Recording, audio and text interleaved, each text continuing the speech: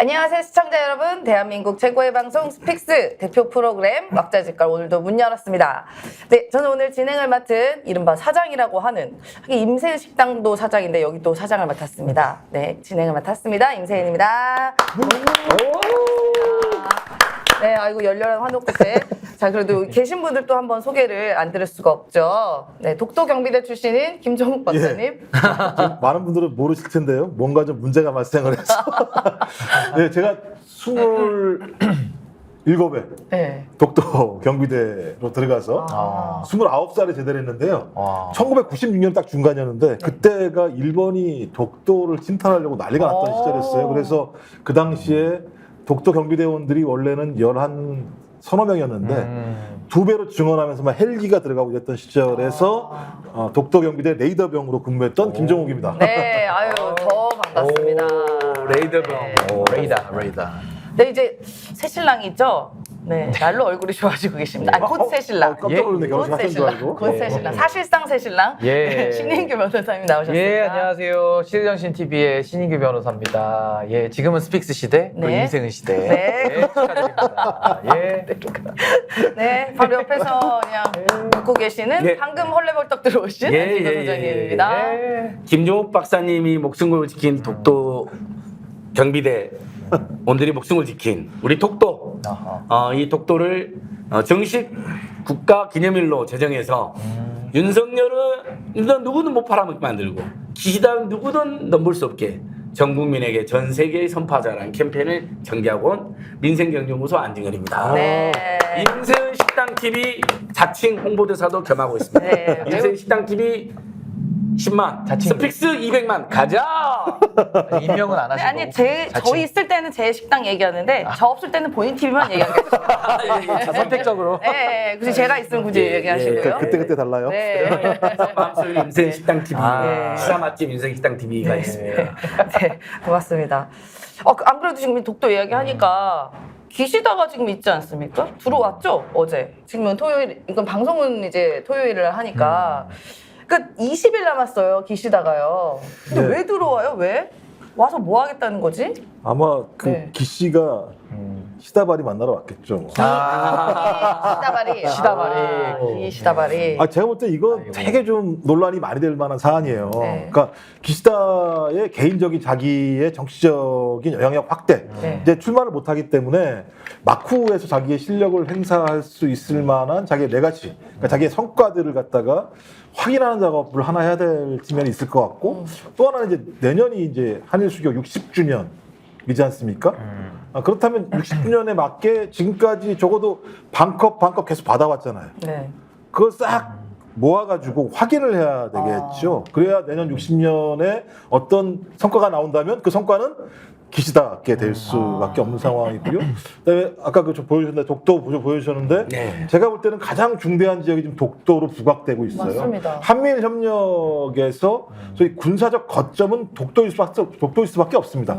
그렇게 되면 독도를 앞으로 한미일이 중국, 러시아, 북한에 맞서서 지키는 요충지로서 공동 활용하자라고 하는 얘기들이 나올 가능성이 높을 수 있어요. 이런 다양한 정기 작업이 벌어지고 있기 때문에 우리한테는 영토를 찬탈당할 수 있거나 아니면 일제의 과거 잘못된 것들을 갖다가 우리 스스로가 알아서 반잔 용서해주는 일이 벌어질 수 있을 것 같아서 저희 국민 여러분 눈 부릅뜨고 지켜보십시오. 기시다와 윤석열 두 사람이 어떤 행각을 벌이는지. 진짜 걱정입니다. 지금 국민들이 사실은 보통의 정상 정부라면 이렇게 일본이 와도 독도에 대한 걱정 안 해요. 뭐 잘 얘기하다 뭐 하다 가겠지, 협력하다 가겠지 얘기했지만 지금 이 윤석열 정권이니까 독도 팔아먹는 거 아니야? 라는 합리적인 의심이 되지 않습니까? 진짜 너무 걱정돼요. 그러니까 아무래도 보통 그 정권 차원에서, 그러니까 기시다 총리가 지금 지지율이 낮아가지고 사실상 쫓겨나는 상황에서 본인 임기 마지막 납두고서 한국에 온다. 이거는 의도가 뻔하죠.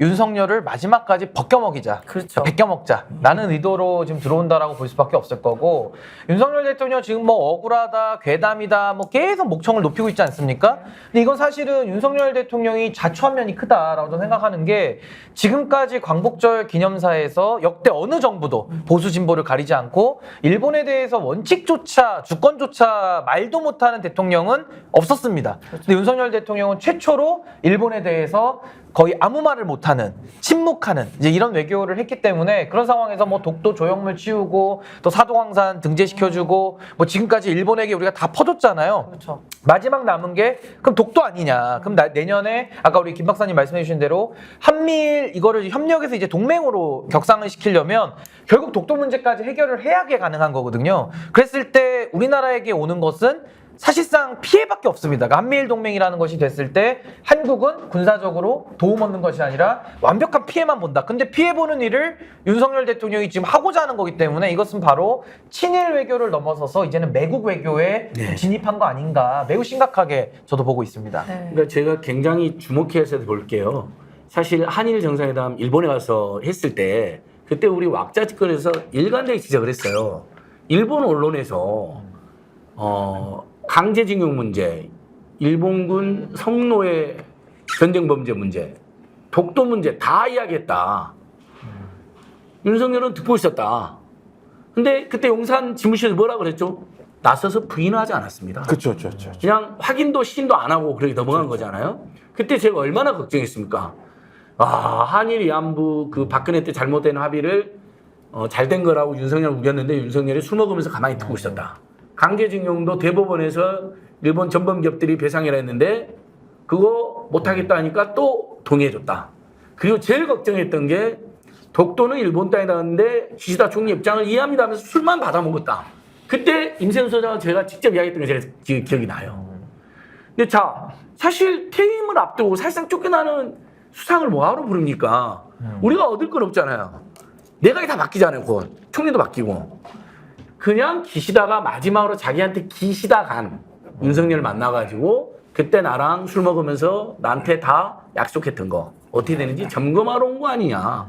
이런 풍자나 우려가 돌 수밖에 없습니다. 맞습니다. 그래서 더더욱 지금 금요일, 토요일 전국 곳곳에서 기시다 방안을 반대하고 윤석열 기시다 미략 어떤 미략이 있든지 간에 경술급지가 불법이고 무효였던 것처럼 모두 무효다라고 지금 선언하고 있는 겁니다. 단 하나도 용납이 안 돼요. 헌법이나 법률의 관점에서 우리 국민의 역사정의, 민족정기, 그다음에 국민들의 모든 정서상 용납할 수 없는 그런 미략들이 있다. 밀실 야합들이 있다. 그래서 이건 반드시 나중에 다 밝혀질 겁니다. 그리고 뭐 탄핵 퇴진을 떠나가지고 아주 무거운 저는 역사에 그다음에 현실의 법정에서 엄벌을 받지 않을까 이렇게 생각해 봅니다. 네, 뭐 저희가 이제 독도 방어대 얘기하고 뭐 이러다 보니까 얘기도 나왔는데, 그러니까 예전에 그냥 문재인 정부 시절에 가정을 해보면 그때도 만약에 일본에서 왔다 하더라도 그냥 우리 국민들이 그렇게 막 대대적으로 환영하지 않아요. 그런데 지금 상황은 또 뭡니까?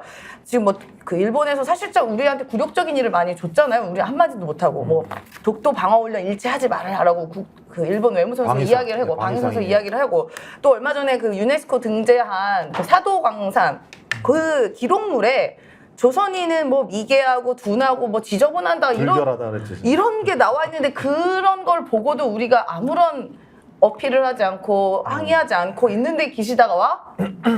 그러니까 이 분노가 이렇게 끝까지 올라간 거 아닙니까? 그리고 20일 남은 총리가 무슨 권한이 있어요? 그리고 그냥 퇴임 선물 주려고 받으려고 온 거 아니에요? 아니, 그러니까 이제 받으려고. 만남의 이유가 잘 떠오르지 않잖아요. 그러니까 기시다가 뭐 임기나 계속 유지하고 있으면이야 뭐 만나서 뭐 논의를 한다라고 하겠죠. 양국 관계를 위해서. 근데 쫓겨나서 지금 나가고 있는 마당에 못 들어오냐. 예. 근데 해석이 안 되잖아요. 저는 아까 우리 안진건 선생님 말씀대로 기시다 입장에서는 점검도 하러 오지만은 베껴 먹으러 온다. 그렇죠. 그러니까 마지막 남은 한 올까지 다 베껴 먹으러 지금 오는 거 아니냐. 근데 윤석열 대통령이 그런 게 있어요. 기분을 좋게 해주면 이분은 자기를 베껴 먹는 건지 뭔지도 판단하는 이성의 능력이 없습니다. 그래서 그냥 막 롱롱 타임 오고 하면서 막 노래 부르다가 막 그냥 기분 좋으니까 다 사인해 시원하게 이런 스타일이란 말이에요. 맞습니다. 그래서 저는 윤석열 대통령 정말 외교의 문외한이고 아무것도 모르는 사람인데 그 아무것도 모르는 사람 뭐 최근에도 뉴라이트도 모른다 뭐 김태우 차장도 모른다 막 계속 주변에서 무시하고 있잖아요. 정말 모르거든요. 그럼 모르면 좀 자중하고 배울 생각을 해야 되는데 모르는 사람이 본인의 신념에 차가지고 계속 외교 활동을 하니까 일본과의 관계 국민들은 너무 불안할 수밖에 없는 거다. 전 그렇게 봅니다. 그리고 그 지금 MBC만 나왔는데 무서운 보도가 나왔어요. 네. 그러니까 일본 집권자민당에서 평화헌법에 자위대를 명기하기로 했어요. 그러니까 평화헌법이라고 얘기하는 건 일본은 군대를 가질 수 없고 그렇죠. 다른 국가 교전을 벌일 수가 없게 만들어놨어요. 왜? 과거에 그렇게 나쁜 짓을 했으니까. 네. 앞으로 그런 짓을 하지 말라고 얘기했고 스스로 다짐한 게 평화헌법인데 자민당에서 결의한 게 평화헌법에다가 자위대를 명시하겠다. 그러면 자기가 군대를 갖게 되는 것이고 교전 권한을 갖게 되는 거여서 자기들 스스로 얘기하는 정상국가화가 되겠다는 건데 그 정상국가의 핵심은 뭐겠습니까? 과거 자기들이 일제시대 때 자기들의 국가의 야욕을 위해서 소위 한국을 침탈했던 그런 역사들을 21세기에 재현하겠다라고 하는 하나의 거대한 움직임의 첫 신호나 마찬가지예요. 네. 근데 MBC가 보도했는데 그 다음에 다른 애는 거의 보도를 안 해, 이런 거 가지고. 아니 이게 진짜 중요한 거 아니에요? 중요한 문제예요, 이 문제는. 무시무시한 일입니다. 그래서 독도랑 이 문제가 김종 박사 말씀하신 독도랑 연관이 되는 게 독도가 영토 주권의 상징이니까 우리가 지켜야 된다. 대한민국 독도 우리 땅이다. 요건 기본이고 저는 더 중요한 함의가 있다고 봅니다. 바로 독도가 일본의 군국주의와 그 다음에 제군국주의와 제제국주의와의 상징입니다. 예전에도 먼저 한반도를 침탈하고 중국을 진출하고 세계대전을 일으켰잖아요. 당연히 자위대의 남북 간의 긴장을 고조를 이유로 윤석열하고 짜고 자위대를 한반도에 상륙시키려고 할 텐데 먼저 독도를 공동 영토라든지 또는 한일 군사동맹 작전구역하고 자연스럽게 독도를 먹으면서 한반도로 오는 거거든요. 시나리오가. 그러니까 여러분 독도는 우리 땅인데 무슨 짓이야? 이걸 넘어서서 일본이 다시 전쟁 가능한 나라, 다른 나라를 침략하는 나라의 상징입니다. 그래서 독도를 뺏기면 다 뺏기게 될 수도 있다. 그래서 더 제가 심각하게 생각해야 된다. 네. 그 진짜 신문 기사에서도 뭐라고 하냐면 이런 제목 잘 안 나오잖아요. 이례적 고별 방안이다. 이례적 고별 방안. 그러면서 윤석열 대통령이 얻을 건 적고 내줄 건 많다. 이게 제목인 게 말이 돼요? 그냥 일반 레거시 미디어의 신문에서. 그러니까 저는 이게 하나로 딱 보여진다고 생각해요. 그러니까 우리나라 세금으로 퇴임 만찬해주는 거 아니에요, 지금. 그렇죠. 뭐 가서 같이 먹었으니까 같이 뭐 맛있게 먹으니까. 먹고 맥주 먹고 뭐 독도를 얘기하고 뭐를 얘기하고 가만히 네. 있었는데 이게 저 재밌는 게 이영훈이라는 사람 아시잖아요. 네. 반일 종족주의라는 책을 쓴 식민지 근대화론자의 가장 핵심 거두 중에 하나예요, 지금. 뉴 또라이또의 거기 오야붕? 네, 그죠. 오야붕. 김건희 말대로 하면 네. 그 사람들은 지금 그렇게 근데 움직이고 있으니까. 그 아래에 있는 뭐 사람들이 지금 한국과중앙연구원에 가 있는 뭐 김낙년 이런 사람들이 다 이제 가 있는 건데 그 책 반일 종족주의에서 이영훈이 쓴 책 중에 하나가 뭐냐면 반일 종족주의의 상징이 독도다 이렇게 써놨어요. 네. 그러니까 독도를 없애는 건 식민지 근대화론자들과 뉴라이트들의 중요한 네. 자기의 과업이 될 수밖에 없게 이영훈 그 작자가 그 글을 쓴 거예요. 그러니까 그 전에 한국의 그 극우 극단 주자나 숭일 매국노들이 사실 독도만큼 이야기를 못했거든요. 예를 들면 서울대학교 보수 역사계 거두인 신용화 교수는 한 분 있는데 그 사람들이나 그 제자들이나 동료들은 독도만큼 완전 민족주의를 완강하게 딱 지켜냈어요. 근데 이제 이분들이 좀 퇴조하는 어느 틈에 갑자기 이영훈 등등이 득세하면서 독도를 건드리더라고요. 아예 독도가 한국 땅이라는 증거가 없다는 이야기를 몇 년 전부터 하기 시작했어요. 그전에는 못했어요. 신변호 사람도 어렸을 때 못 들어봤잖아요. 네. 저도 어렸을 때 아무리 극우극단주의자 그런 짓을 안 했거든요. 근데 어느 순간 가만히 보니까 이제 독도가 한국 땅이 아니래요. 증거가 없대요. 이거 뭐냐면 서서히 일본의 제국주의나 군국주의자가 내통해서 사실상 간첩이나 밀접으로 우리가 밑자를 깔아놓는 거예요. 윤석열한테도 영향을 끼치고. 그게 독도를 계속 일본이랑 긴장하지 마. 우리 땅에는 증거도 없어. 차라리 공유해서 일본하고 손잡고 동맹해서 북한 때려잡고 중국 때려잡고 러시아 때려잡는데 그게 미국이 원하는 게 이 방향으로 하는 거예요. 그럼 역사 정의도 민족 정기도 뭐 다 팽개지고 심지어는 국토까지 팔아넘기고 더 나아가 자위대는 북한의 위협을 핑계로 우리 대한민국이 남한에 한반도에 다시 진출하게 됩니다. 침략적으로. 이거 정말 너무너무 무서운 일입니다. 이건 제만의 상상이 아니라 지금 많은 역사 전문가들이 이 시나리오에도 갈 수 있다고 걱정하고 있습니다. 아니, 그 이제 대동아 공영권이라 그래가지고 소위 서구의 침탈에 맞서서 가장 힘이 센 일본을 중심으로 서구의 침탈을 막자라고 하는 게 대동아 공영권이었었고 거기에 뭐 많은 지식인들이 그냥 놀아나가지고 일본을 중심으로 가자라고 얘기했던 건데 지금 따지고 보면 공산주의에 맞서는 최전선에서 한미일이 협력하자. 대신 우리는 맨 앞에서 자 목숨을 걸어. 우리 군대가 다 앞으로 목숨 걸어야 되고 대만 문제 발생하거나 아니면 뭐 인도네시아 인도 태평양 지역이나 그 너머에서도 우리가 활약하겠다고 얘기했는데 거기에 누구 보내겠습니까? 일본 자유대는 힘이 없다. 아직까지 발전하지 않았다고 얘기하면서 한국군 보내겠지. 아유 참. 그렇죠. 참나 이제 기가 막혀서 이제 윤석열 정권 들어서 너무 비정상적인 일들이 하도 발생하다 보니까 이제 이 중요한 뉴스도 묻혀요. 이것도 사실 중요한데 묻히지 않습니까? 왜 묻히냐? 나무 네? 아니 네. 묻힌 게 지금 뉴스가 뭐 이게 우리가 다룰 게 한두 개가 아니라서 뭐 비정상적인 일이 정상적으로 덕덕덕 일어납니다. 봐봐요. 이제 지난주 목요일부터 이제 계속 이제 이슈가 됐었죠. 세상에 대통령 부인이 민간인인데 어쨌든 보도가 하나 나왔습니다. 단독 보도. 이제 아마 다른 뉴스 통해서 다 많이 보셨을 거예요. 김건희 씨가 이른바 그 총선에서 개입했다는 정황이 나온 뉴스 아닙니까? 근데 뭐 아직은 뭐 텔레그램이나 뭐 나와 있는 녹취는 공개는 안 됐습니다만 이 주장들이 너무 구체적이고 또 일치해요. 그래서 이게 우리가 사실로 믿을 수밖에 없다. 그리고 또 김건희 씨가 그동안 했었던 여러 가지 행보들이 분명히 저건 공천하고도 남았을 거다. 공천 개입했을 거다라는 아주 합리적인 의심 드는 사건 아닙니까? 정말로. 이거 막장이에요. 막장 완전. 근데 이게 그 뉴스토마토에서 이제 단독 보도가 나와서 이제 김건희 여사가 이제는 공천 개입 나가서는 이제 선거 개입까지 한 거다라는 이제 보도가 나와서 정말 경악스럽지 않습니까? 그리고 아직 뭐 텔레그램이나 이게 전원만 나왔지 아직 실물이 나온 적은 없어요. 네. 근데 참 신기한 것은 국민들이 이걸 가지고 의심도 안 합니다. 맞아. 그냥 당연히 김건희는 했을 거야라고 생각하는 것도 너무 웃긴 포인트고 대통령실도 입장을 보니까는 안 했다. 연락한 적 없다. 김건희 여사가 김영선 의원과는 일면식도 없다라든지 뭐 음해라든지 이렇게 얘기를 해야 되는데 경로해야지 원래. 그게 아니고 어떻게 입장을 내냐면은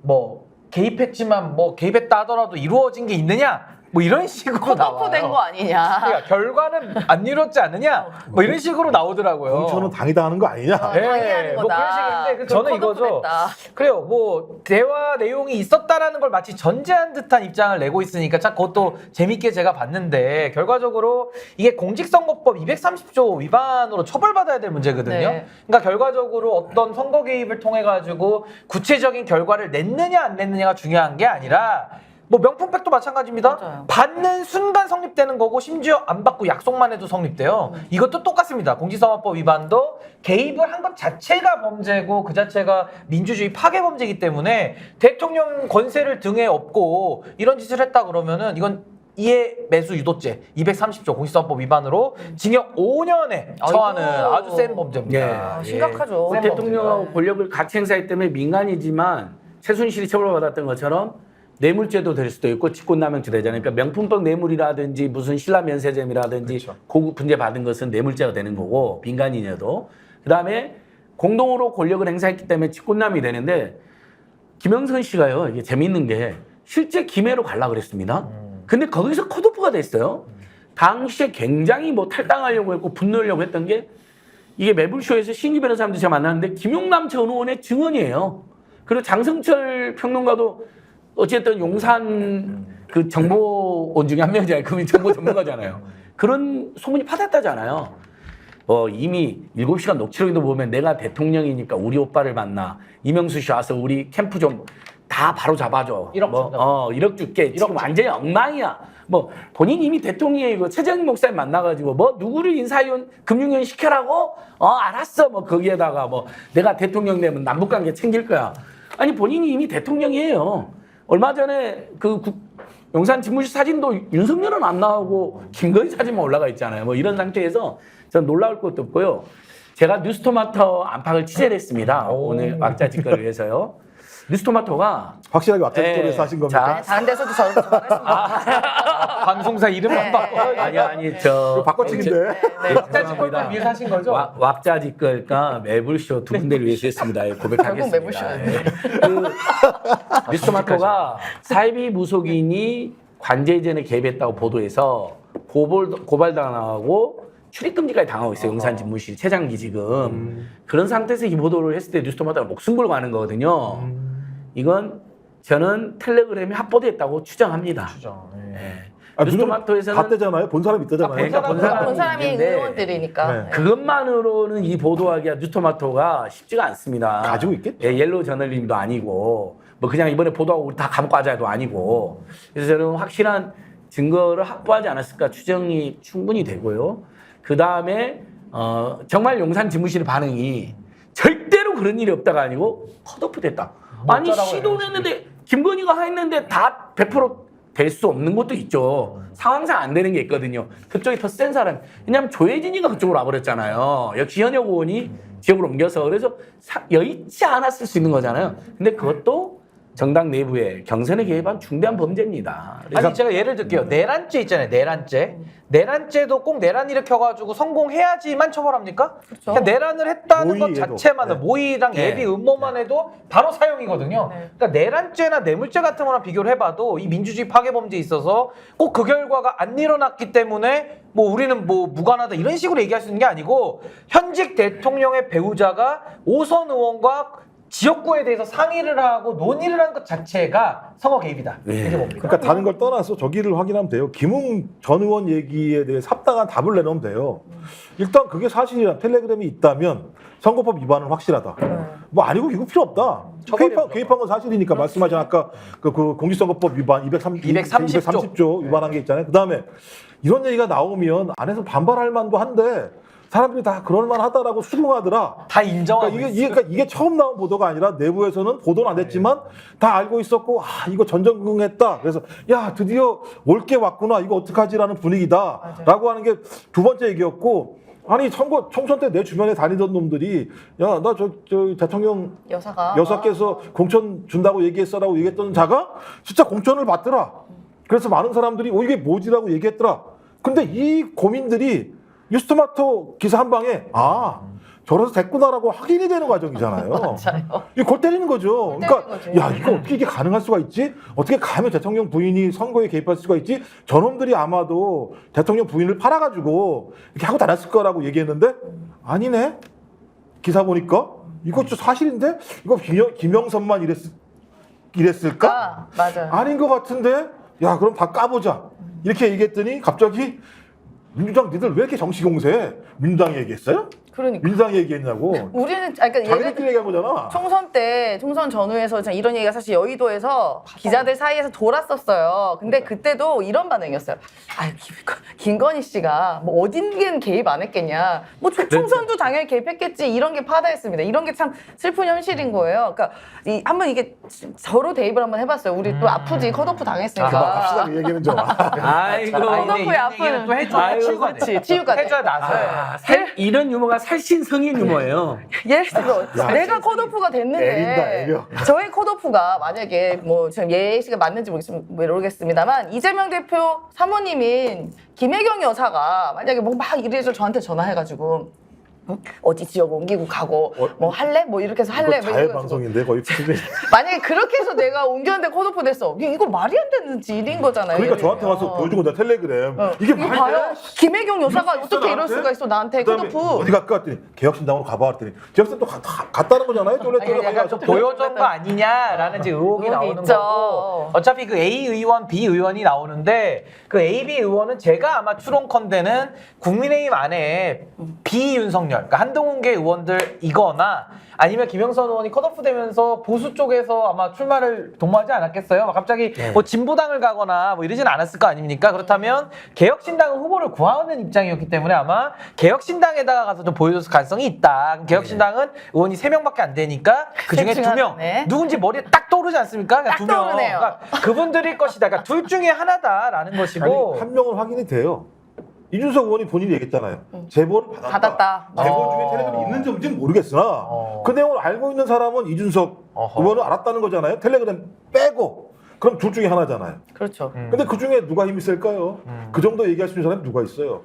그러니까 제가 볼 때 뻔히 나오는 거다 이건 뭐. 근데 제가 제 입으로 얘기할 수 없으나. 아니 근데 이게 좀 합리적인 추론이 또 가능한 게 일단 김영선 의원이 그 창원에서 2022년 3월에 재보선으로 이제 당선이 됐잖아요. 6월달에. 6월 달인가요? 근데 그 당시에도 이분이 원래 정치를 오랫동안 쉬었다가 원래는 고향에서 계속 의원을 하셨잖아요. 근데 오랫동안 쉬었다가 갑자기 창원에 그것도 재보궐로 공천받아 받은 게 그 당시에 국민의 의원들도 이 뭐야? 무슨 공천 일이야? 준 사람이 이랬잖아요. 이준석 대표예요. 그러니까 공천 공천을 준 준 누가 줬냐? 그 당시에 대표인 이준석 대표 아니었습니까? 공천을 준 사이죠. 충분히 교감이 가능했을 수도 있다라는 게 이제 합리적인 근데 추론이죠. 이준석이 네. 공천을 줬으나 주도는 김건희 했다는 소문이 그때도 있었대요. 아, 그때 말 많았다는 왜냐하면 거죠. 예. 친분이 깊어서 이건 최강욱 전 의원 등등등의 전원입니다. 저는 이제 제가 직접 파간 건 제가 파겠다고 그러고 저도 들으면 들었다고 해줘야지 이게 솔직한 자세니까요. 그런 친분이 깊고 그렇게 개입했다라는 소문이 이미 당시도 있을 때냐면 너무 느닷없이 그쪽 창원이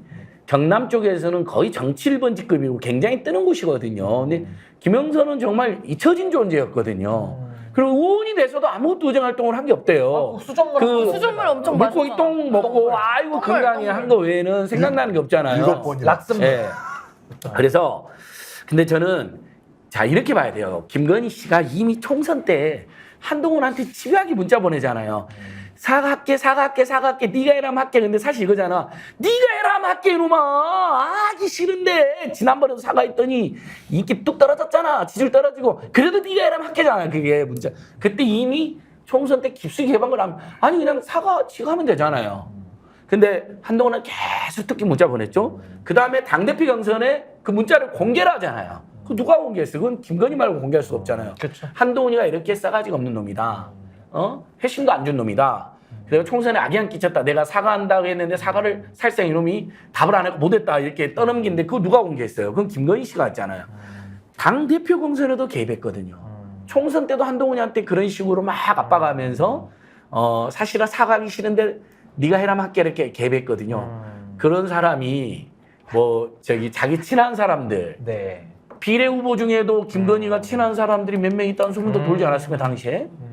저는 뭐 이건 100% 범죄다. 딱 걸렸다 봅니다. 안진걸 네, 부장님을 네. 보호하는 차원에서 네. 지가라고 하는 표현은 국민의힘 지가. 박규택 의원 표현에 의하면 네. 제3인칭을 지칭하는 거기 때문에 예, 아무런 예, 문제가 예. 없다는 문제 거죠. 없습니다. 요치는 저는 공공과는 지하의 그러니까요. 네, 아닙니다. 네, 네. 당신이나 네. 지가 그러니까 비슷하게. 박규택 의원이 얘기한 제3인칭의 예, 지가라는 예, 표현이라는 예, 거죠. 맞습니다. 네, 잠시 여기서 제가 이 멘트를 좀 개입하겠습니다. 네. 우리가 좀 개입이 이제 일상화되어 정리해 있으니까요. 주셔야죠. 네, 잠시 아, 이제 개입하고 텔레그램으로 하셔야 되는데 이런 거. 텔레그램이요? 지금 너무 바쁘니까 일단 개입하면서 광고를 좀 보는 시간 갖도록 하겠습니다. 광고 보시죠.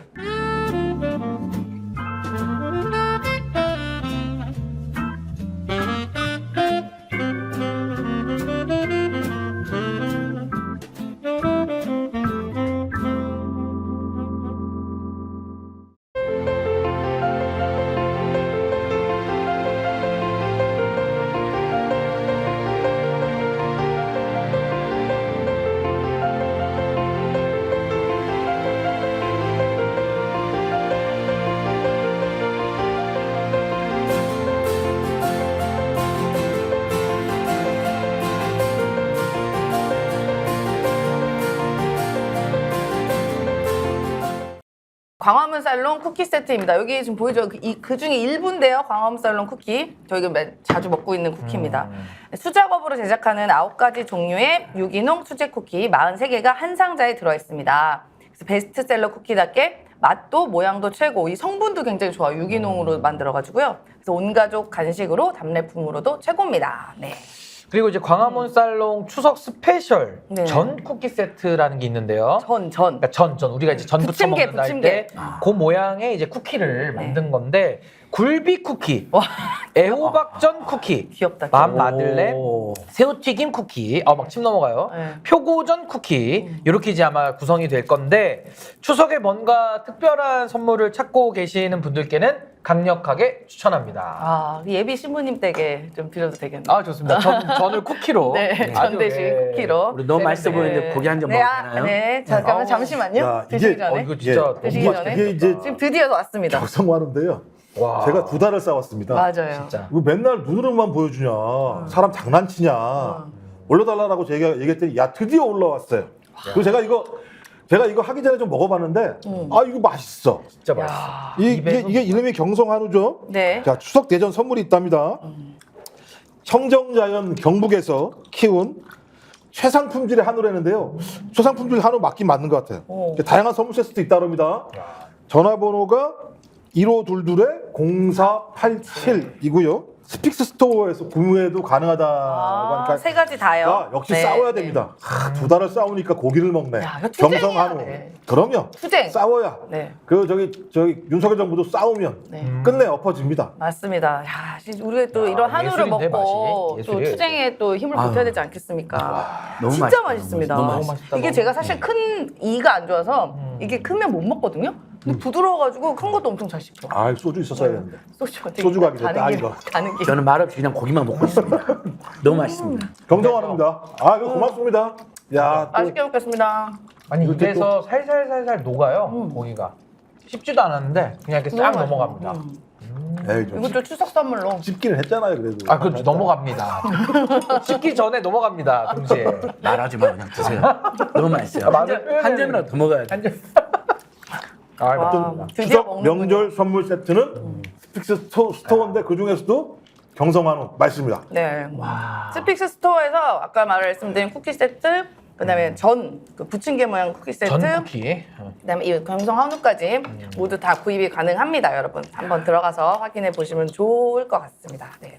안 그래도 지금 김건희, 윤석열 때문에 술 안 먹으면 짜증이나 살 수가 없는데 뭔가 좀 알코올이 들어와야 아니 대통령은 맨날 술 먹었는데 우리는 먹으면 안 돼?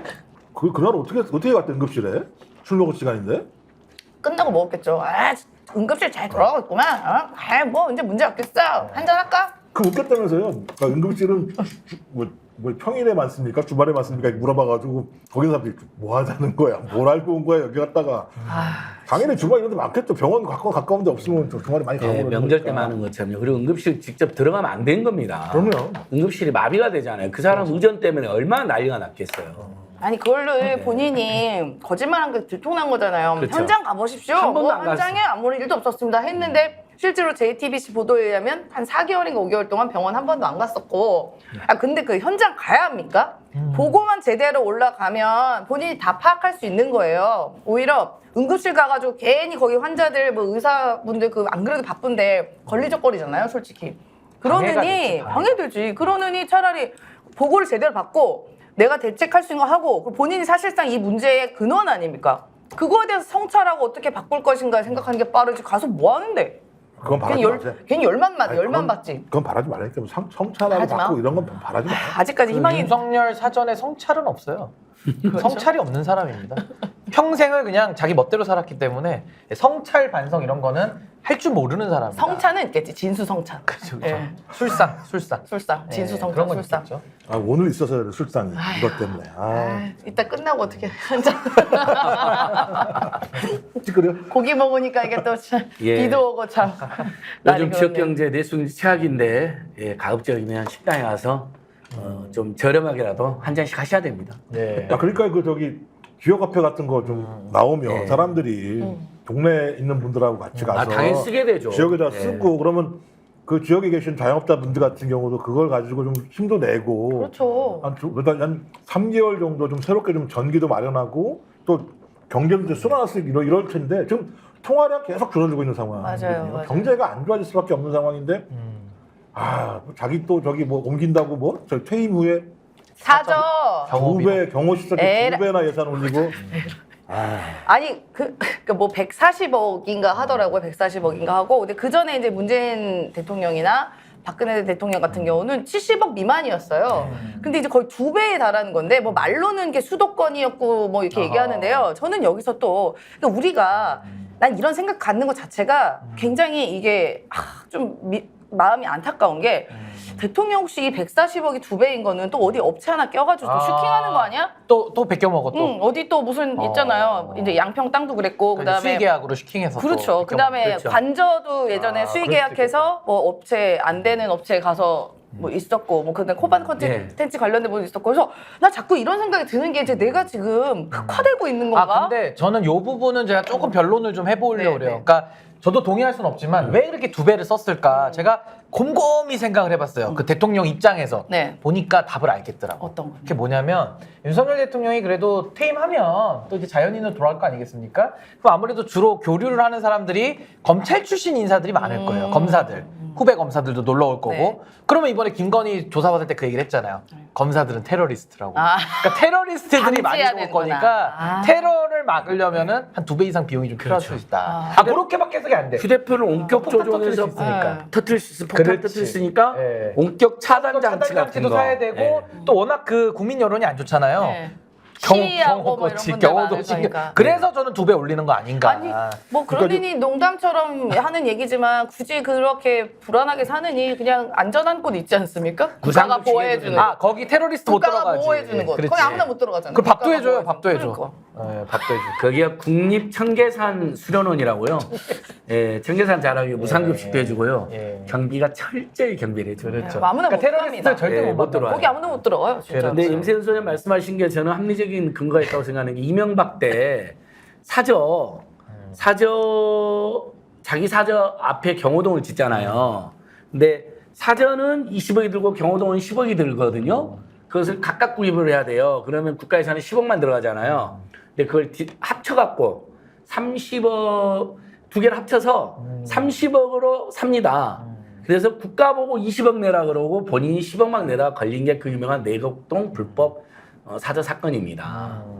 그러니까 그렇게 해서 국가 예산을 10억을 빼돌리려다 걸린 사건이거든요. 이명박 같은 부자도 그런 짓을 했어요.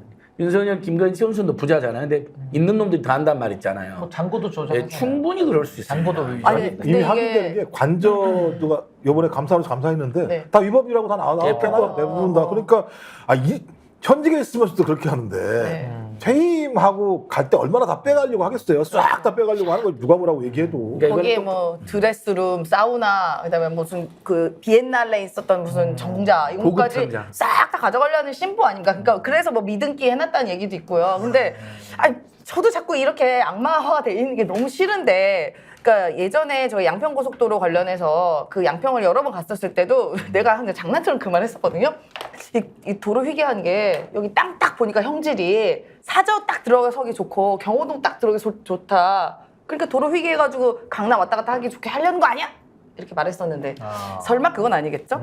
진짜 만약에 진짜 양평으로 가면 대박이에요. 내가 볼 때. 대박이지. 만약에 사저랑 경호 시설이 양평에 들어서면 제가 볼 때는 야 뭐 이런 인간들이 다 있지 상식적으로. 근데 거기가 위치가 거기 가보면요 굉장히 사저나 경호동이 굉장히 좋은 위치예요. 왜냐면 그 뒤에 딱 산이 있고 그리고 도로만 가까이만 딱 오면은 굉장히 좋은 위치야. 아니 근데 이제 사저를 준비는 해야 되는데 과연 사저로 들어가는 의지를 가지고 들어갈 수 있을지 아니면 사저 외에 또 다른 곳으로 가게 될지는 네. 좀 더 지켜봐야 될 것 그렇죠. 같아요. 왜냐하면 우리가 지은죄가 있으면 죄값은 받아야 되잖아요. 지금까지 수사가 안 이루어지고 있기 네. 때문에 저는 유죄라고 추정하지는 않습니다. 우리나라 헌법은 무죄 추정 원칙이니까 무죄 추정을 하고 윤석열, 김건희 이 부분은 수사를 좀 받아봐야 된다. 네. 그러니까 몰라요 유죄인지 무죄인지. 그렇죠, 근데 모르죠. 수사를 받아보면 제 생각에는 사저를 져놓고 못 갈 가능성도 높아 보인다. 빈집이네. 못 갈 그러면. 수도 있어요. 경호원집 예. 아니고 아, 빈집? 그렇잖아요. 수사받고 네. 결과를 봐야 되니까. 사저가 필요 없을 수도 있죠. 강아지들만 노는 그런 형량이 곳이 좀 될 수 있어요. 예. 형량이 길면은 사저는 박물관처럼 쓰게 될 수도 있어요. 그렇죠. 져놓고 아무도 못 네. 살게. 지금까지 세다, 저질렀던 세, 여기. 뭔가 여기 진짜 세다. 여기 다 잡혀가겠는데 우리? 가죠. 아니 가정이니까 명절 이거는 아니 이거 상상할 수 있는 유죄 거잖아. 아니라 예, 명절 앞도 덕담이죠.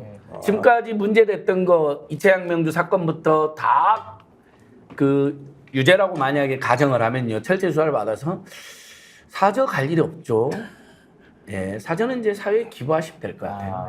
네. 그러니까 오죽하면 한간에 이런 얘기가 나와요. 그러니까 기시다가 그 퇴임 고별로 한국에 오는 게 망령을 위한 초석이 아니냐 이런 얘기까지 나와요. 이건 뭐 제 의견이 아닙니다. 그런 예. 얘기가 아니, 나왔다는 거죠. 실제로 구한마 시점에 친일 행각을 하고 만했던 사람들 다 일본으로 도망가가지고 거기 숨어 있다가 나중에 다시 돌아와요. 예. 그리고 엄청나게 돈 줘서 그때 일제들이 하고 이랬기 때문에 뭐 예를 들면 지금은 그렇게 될지 않을지 알 수 없으나 과거 역사에서는 그런 사례가 분명히 있었다. 근데 저는 이런 것 같아요. 그러니까 윤석열 대통령은 권력 기반이 아주 약하게 권력을 잡았잖아요. 사실 검찰 출신이니까 무슨 기반이 있겠습니까? 그냥 이권 가지고 모여라 해서 헤쳐 모인 사람인데 권력을 잡고 나서 정치를 아주 잘해도 뒤가 되게 불안한 사람이거든요. 맞아요.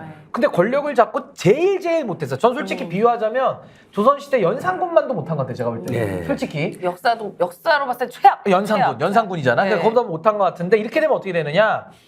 MB도 자세히 생각해 보시면 MB 구속되고 할 때도 누구 동정 하나도 못 받았어요. 그렇죠. 누구 하나도 동정 안 해줬습니다. 그러니까 저는 MB보다도 세력이 더 취약한 이 검찰 정권의 수괴 윤석열 대통령은 이거 나중에 다 온갖 이제 수사를 통해서 진실이 밝혀지고 어떤 형량이 나오고 뭔가 실제적으로 뭔가 사법적인 절차가 진행이 되면 아무도 저는 돌봐줄 사람 없다라고 보고 누구도 편 안 들 겁니다. 오히려 보수 진영에서 지금 이 빼먹던 사람도 있잖아요. 네. 이미 해먹은 사람들은 다 도망가 있을 거고 못 해먹은 사람들 있잖아요. 너무 아쉽잖아요, 그 사람들은. 원래 해먹으려 온 건데 아. 책임만 져야 되고. 그러니까 분노가 차올라가지고 더 심하게 할 수도 있어요. 예. 더 심하게. 그리고 불행할 거예요, 제가 볼 때는. 예, 그리고 지금까지 파악해 보기로 윤석열, 김건희 부부한테 당한 사람들이 많다는 거예요. 막 맥락도 없이 소리지르고 경로를 하니까 그 사람들 얼마나 많은 수모와 모욕을 느꼈겠습니까? 실제 용산 집무실에다가 이유도 없이 쫓겨난 사람들도 많아요. 근데 아직은 폭로를 못 하고 있더라고요. 근데 곧 있으면 여러분 사방팔방에서 공무원들, 용산 집무실 관계자들, 특히 전직들이 아하. 이런 황당한 일이 있었다, 이런 황당한 남용이 있었다, 아마 폭로가 쏟아질 겁니다. 아니 그러니까 누가 지켜줍니까? 검사들 해봐야 아무도 지켜주지. 검사 쪽수가 3,000명밖에 안 돼요. 근데 3,000명도 다 윤석열 대통령 좋아하겠습니까? 그러니까요. 그 중에 한 70%는 다 원수 취급할 거거든요. 너 때문에 검찰 망했다고 다 그럴 거예요. 그러니까 아무도 편 안 들어줘, 제가 볼 때는. 그리고 심지어 자기 측근 한동훈조차도 그때 제일 먼저 도망갈 겁니다, 제가 볼 때는. 아, 이미 거의 다 이미 도망갔어요? 이미 거의 발 뺐잖아요. 발 뺐어요, 이미 거의 발 근데 뺐잖아요. 이번에 네. 예를 들면 이번에 공천 개입 문제가 네. 저는 이 현 정권의 권력의 성격과 미래를 좌우할 중요한 사건이라는 생각이 드는데요. 네. 이유가 뭐냐면 2022년도 6월달에 김영선이 갑작스럽게 갑툭튀게 나와가지고 맞아요. 그렇죠. 공천을 받은 게 추정상 만약에 김건희 씨와의 관계 때문에 됐다고 얘기한다면 오. 김건희 씨는 그때부터 어떤 형태로든지 정치와 선거 또는 권력 내부에 깊숙이 개입했다는 것이 확인되는 것이고 그 다음에 이번에 공천 논란이 됐던 부분도 마찬가지입니다만 저희 창원 의창에서 옆으로 옮기는 과정이었잖아요. 근데 왜 옮기려고 했었느냐? 어허. 여기에 현직 부장검사를 공천할 것이란 얘기가 많았었고 맞아요. 이것 때문에 이원석 검찰총장이 난리가 네가 뭔데 현직 검찰 부장검사가 가려고 해? 라고 얘기했다는 거잖아요. 그러면서 그 사람이 날아가면서 다른 사람, 경찰 출신이 거기에 와서 공천을 받았는데 그렇다면 이 얘기는 검사들 엄청 꼬질라 그랬잖아요. 그 당시 총선할 때. 네. 전 그럼 이건 하나의 사례일 거다. 그러니까 창원 의창은 하나의 사례였을 거다. 그러니까 다양한 지역에서 이런 문제가 발생했을 거다라고 보이는 거고 이 과정에서 만약에 지금 텔레그램이 나왔던 것처럼 김건희 씨의 개입이 확인된다면 이 것만 아닐 가능성이 되게 높다. 맞아요. 그래서 이것 때문에 공천 못 받고 컷오프된 김영선이 개혁신당 의원들을 만나서 자기가 살려고 하는 어떤 공천 노력을 한 것이 사실이라면 그게 실패했잖아요.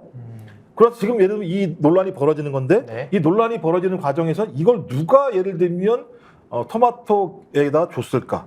조금 아까 우리 들어오기 전에 얘기했던 것처럼 아마도 친한계 쪽이 이걸 제기했다면 소위 김건희 씨의 공천 개입을 자기 미래 권력에 활용하려고 했을 수도 있다. 이게 다 추정입니다.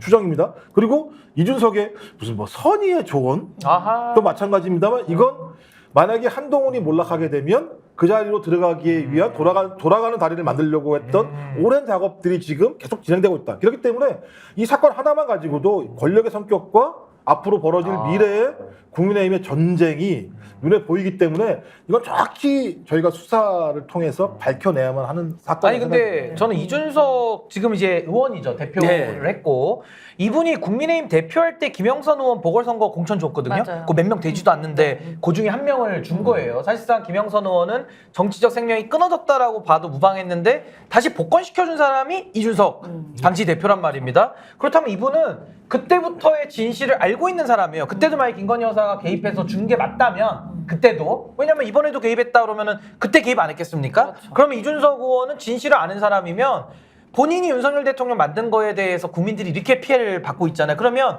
이 진실이라도 협조를 하는 것이 지금이라도 마지막 남은 양심에 응답하는 길이 될 것이고 고통받는 국민들한테 마지막 도리가 된다고 저는 봐요. 근데 이것도 본인이 알고 있으면서 입을 다문다. 본인이 공천장에 도장 찍었으면서도 그냥 모르는 척 가만히 있고 또 방송 나와가지고 뭐라 그랬습니까? 선의의 조언이다? 아니 공직선거법 위반 징역 5년짜리가 어떻게 선의가 될 수 있으며 대통령 영부인이 무슨 컨설턴트예요? 무슨 뭐 정치 컨설팅 합니까? 뭐 정치 컨설팅 히예요? 히?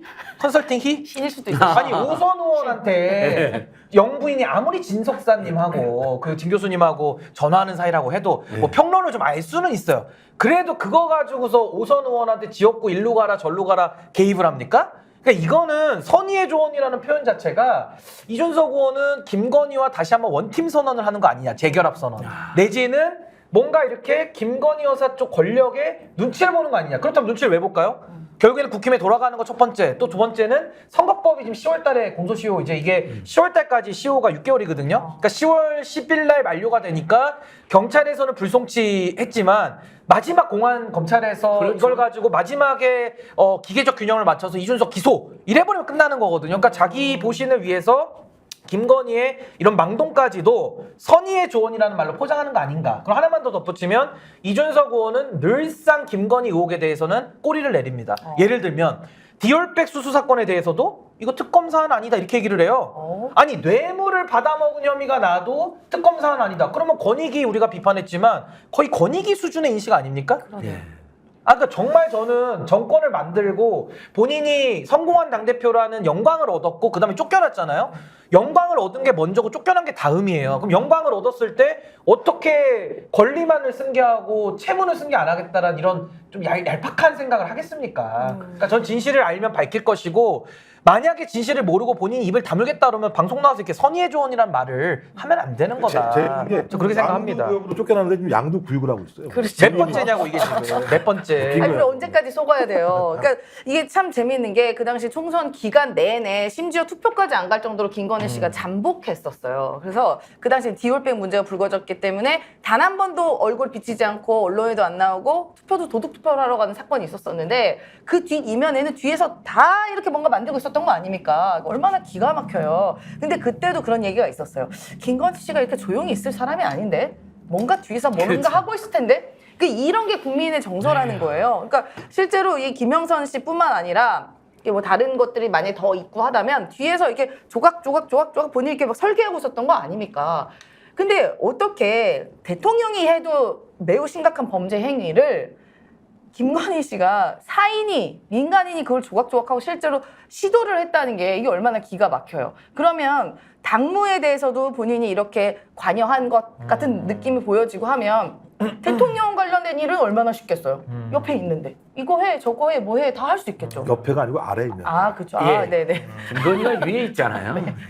그 제가 잠시 또 진중권 씨가 김건희 씨하고 총선 후에 뭐 50분 통화했잖아요. 57분입니다. 57분. 네. 거기서도 김건희가 의대 정원 2,000배로 완강하게 뭐 과학이 어쩌고 저쩌고 맨 주술에 과학을 빠져 알긴 해, 살고 근데. 신기 땅으로 도사도로 논다는 인간이 갑자기 과학을 넘기면서 밀어붙. 오히려 윤석열의 배후에 김건희가 있다는 우리가 알 수 있는 내용을 진중은 폭로를 했잖아요. 그러니까 총선 전후에서도 자중하는 척하면서 한동훈한테 계속 문자 보내갖고 네가 사과하라면 할게. 사실은 사과하기 싫은데 이런 짓 하고 김영선 씨한테 뵙겠습니까? 그러니까 7시간 녹취록. 그러니까 다시 한번 우리 애청자님들은 오마이뉴스나 서울에는 7시간 녹취록에 부분이라도 한번 들어보십시오. 모든 사건을 지가 직접 다 개입하거나 주도하는 것처럼 이야기합니다. 선거 캠프까지도. 근데 그런 사람이 지가 대통령이 됐다고 생각하는 사람인데 공천 가만히 뒀겠어요. 뭐 이준석 쫓아내는데도 저는 개뱉다 봅니다. 윤석열 혼자 결정 못했어요. 같이. 근데 이준석 전 대표가 너무 한당한 거죠. 그렇게 윤석열 김건희한테 당해놓고 또 김건희 편을 들어준다. 저는 김종 박사님 표현이 너무 적다네요. 본인이 분명히 윤석열이 개국이었다, 잘못했다 해놓고는 본인이 지금 개국 짓을 하고 있는 거니까. 그러니까 지금 모든 사안에서 김건희 씨가 안 낀 데가 없잖아요. 여러 가지 상황에서도. 그런데 또 아까 그 창원의청 이야기 하셨으니까 이것도 재밌는 포인트가 하나 있는데 모르겠어요. 저도 이게 제가 너무 나아가는 걸 수도 있는데 이 재밌어야 됩니다. 창원의청에 대신 그 의원의 이력이 굉장히 특이하더라고요. 그러니까 계속 이제 경찰 관련된 일만 한 전문성이 있는 분인데 이분이 인터폴 전문이더라고요. 인터폴. 왜 인터폴일까? 뭐 그냥 한마디 했습니다. 왜 인터폴일까? 근데 이제 저는 그래서 민심과 여론이 얼마나 중요하다고 생각을 하냐면 그 한동훈이 얘기해도 윤석열 대통령이 뭐라 그랬습니까? 현실성 없는 얘기 하지 마 이렇게 얘기했었는데 갑자기 지금 태도가 바뀌었어요. 2026년도 의대 정원 문제 관련해서는 협의해 볼 수 있다라고 얘기를 했거든요.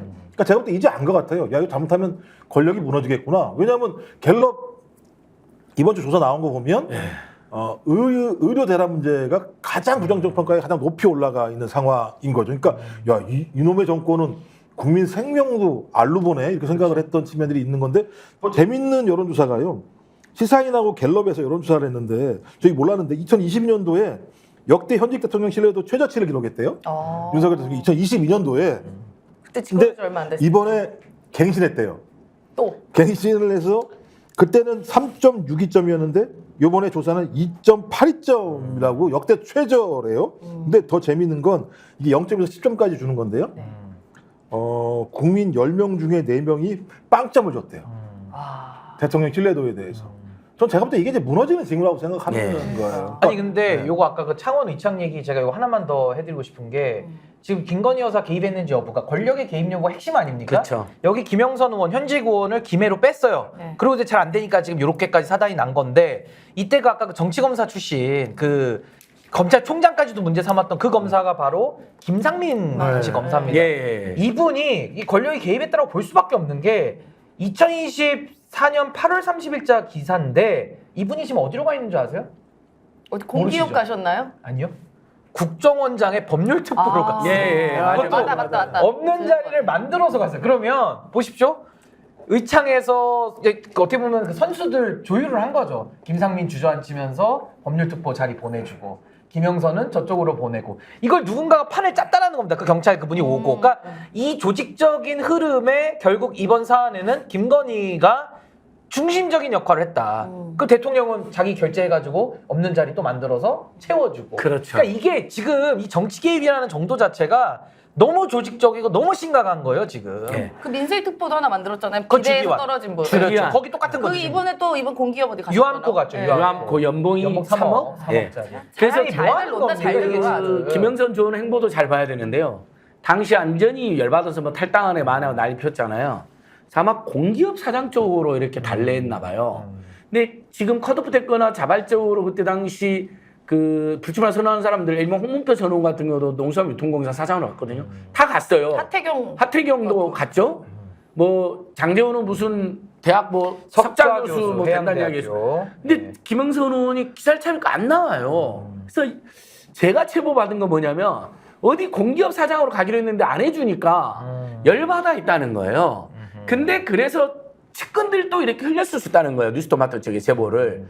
근데 본인이 지금 나서 갖고 아니라 그러잖아요. 네. 그래서 이제 그렇게 막 흘리고 난리 피우니까 공기업 사장 자리를 약속받은 거 아니냐. 뭐 이런 분석도 나와요. 그 오히려 그래서 지금은- 김영선 씨가 지금 어디로 가는지도 잘 봐야 돼요. 아니 지금은 오히려 이렇게까지 나왔는데 못 가죠. 우리 있는 것도 그렇죠. 자르는 이제 상황이죠. 오히려 지금은 때가 안 좋으니 좀 예. 기다려라 그럴 수 있겠죠. 그러면서 그걸로 달래고 있을 수 지금 근데 있을 여기 이제 있다는 5명 정도가 그 저기 이 드라마 같은 데 발생하는데 말씀 A1, B1 두 명이 두 있잖아요. 명. MC 있고 또 하나가 말씀하시는 게 소위 김영선 전 참모라고 얘기하는 CC. C 보좌관. 네. 근데 이제 만약 그게 사실이라면 이 전 참모가 이걸 흘렸을 수도 있는 거잖아요. 그렇죠. 본인이 직접 얘기 못하니까. 네. 네 번째가 당직자 출신인 사람이 뒤로 나오는데 이 사람은 또 뭐 때문에 얘기가 나오는 거냐면 야, 이 총선 과정에서 공천에서 상당히 많은 논란이 있었을 건데 이 실무 작업을 누가 했겠어? 대부분 당직자들이 하거든, 실제적으로. 맞아요. 그럼 이런 내용들을 되게 많이 알겠죠. 근데 만약 이 당직자 출신이 친한계라면 소위 내부에서 권력 다툼을 위해서 이걸 활용할 수도 있는 거겠죠. 거기다가 또 이제 지금 MC라고 얘기하는 왜 혼자 MC야? 명모 씨라고 그 하는 사람. 사람만 왜 M이라고 하는 아니, 거예요? 나머지 일본- ABC. 일본 그래서 이렇게 흘린 거죠. A, B, C, D 야. 말고 있어야 알만한 되는, 사람으로 있어야 나오는 되는 거예요. 진짜 숫자. MC예요. 예. 명- MC. 성이 미음 명모 근데 씨야. 지금 유튜브에 나오던데요? 네, 그러니까 명명이. MC인데, 그러니까 이 사람 같은 경우는 또 예를 들면 무속인이라는 얘기가 있는 거잖아요. 네. 그러니까 뭐 무속인이라고 표현할 수도 있고 달리 표현할 수도 있는 건데. 유명한 분이라서. 예, 그러니까 제가 볼 때는 이 5명이 펼치고 있는 드라마가 진짜 드라마틱한 건데 이 과정에 누가 다 걸려 있느냐? 윤석열, 김건희, 그다음에 한동훈, 이준석 모든 게 다 걸려 있는 거예요. 이 사건에 보면 관계가. 네. 그래서 이건 진짜 예의주시를 해야 되는데 하필이면 이 사건이 의료대란이 발생하는 과정에서 이 힘든 국민들은 힘든 과정인데 이런 짓을 했다라고 하는 것이 밝혀진 거잖아. 다시 그렇죠. 거의 이제 그냥 석유가 뿌려져 있는데 거기다가 그냥 성냥불 하나 지금 던지고 있는 거랑 마찬가지 그렇죠. 상황인 거죠. 맞습니다. 의료대난으로 정말 폭발 일보 직전인데 그렇죠. 김건희 수사심의위원회에서 만약에 봐주 결정 나오고 그렇죠. 근데 김혜경 씨는 추석 앞도 딱 또 소환하고 저는 국민들이 이제 다 알아버릴 것 같아요.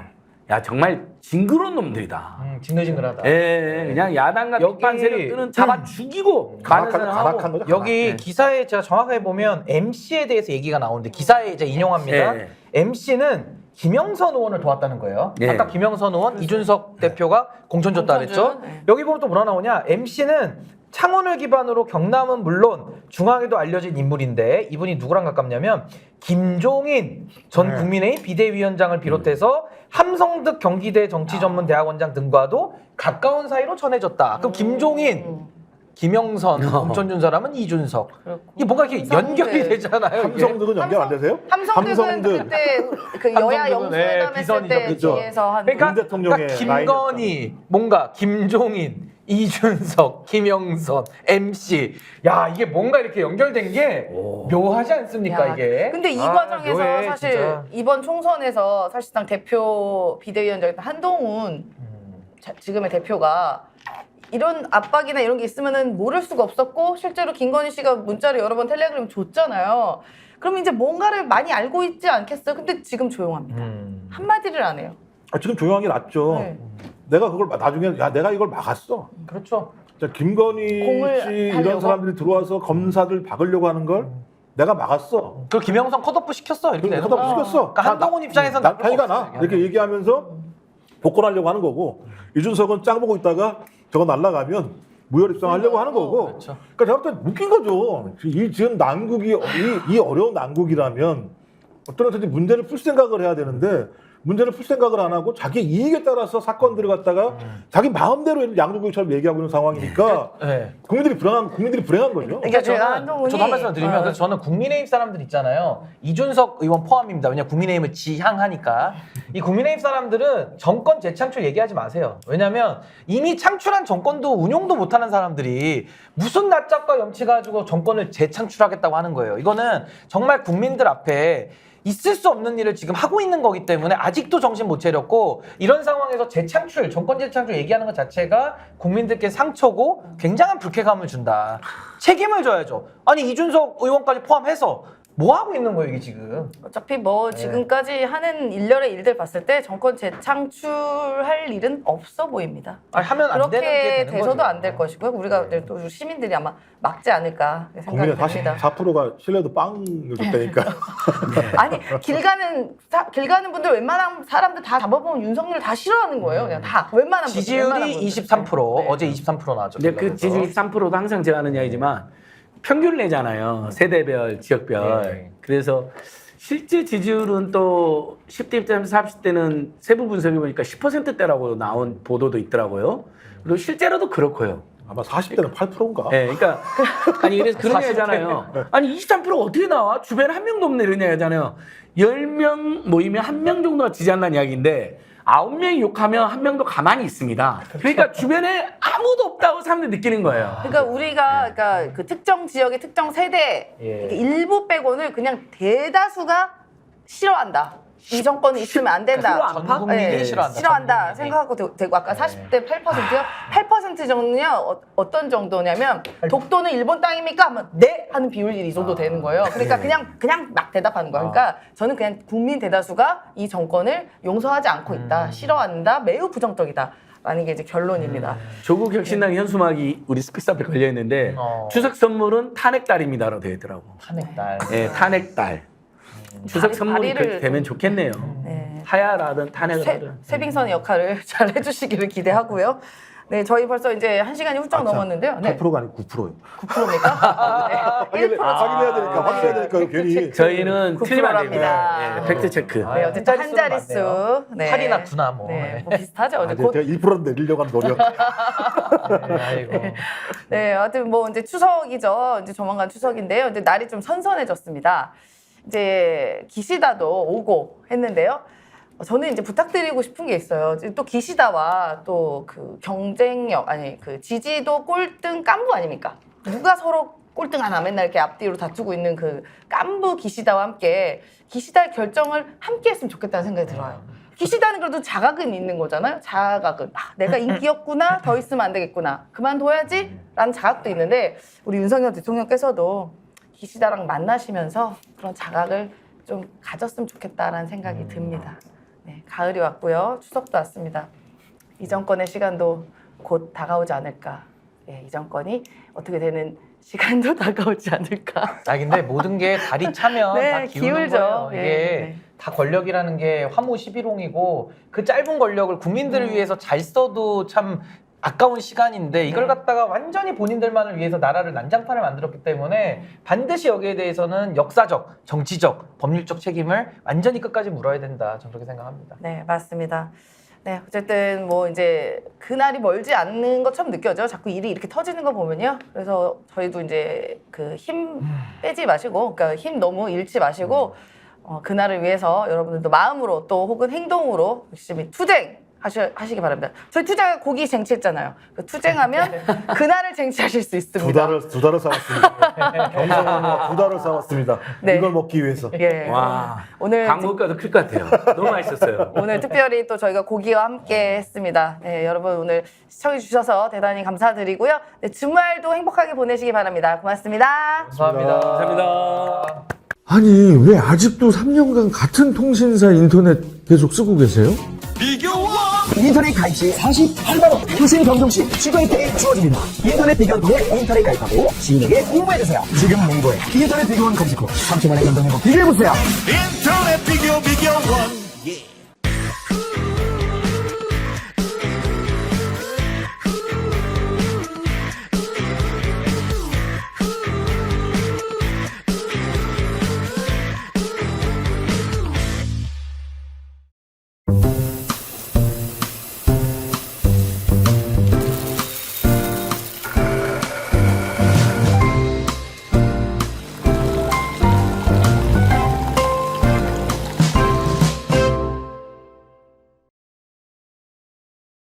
보험에도 점검이 필요합니다. 요즘 경기가 어려워서 보험료 내는 것도 부담스럽죠. 보험료는 줄이고 보장은 넓게. 건강보험도 자동차 보험도 나에게 맞춤 보장. 믿을 수 있는 보험 전문가들. 믿을 수 있다 더 착한 보험. 본 광고는 손해보험 광고 심의 기준을 준수하였으며 유효기간은 심의 결과 통보일로부터 1년입니다. 스픽스는 말하는 언론입니다. 대세는 유튜브, 그중에서 스픽스. 좋아요, 댓글, 구독, 알림 설정. 여러분이 저희를 사랑해 주시고 우리가 여러분을 사랑하는 4가지 방법입니다.